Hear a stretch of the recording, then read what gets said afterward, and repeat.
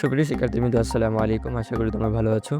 কোন কোন ক্লাসের শিক্ষার্থীরা কিন্তু আগস্টের শেষ সপ্তাহে প্রবৃত্তির টাকা পাবে, এটা নিয়ে কিন্তু আজকে আমরা তোমাদেরকে পুরোপুরি জানিয়ে দেব।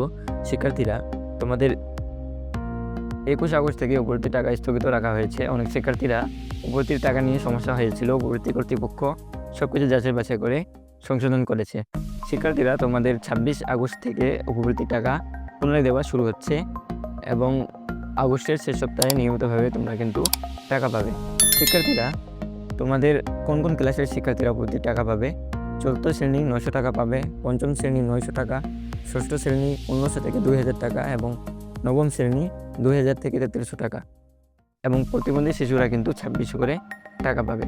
শিক্ষার্থীরা, তোমাদের কোন কোন উপায়ে কিন্তু টাকা পাবে?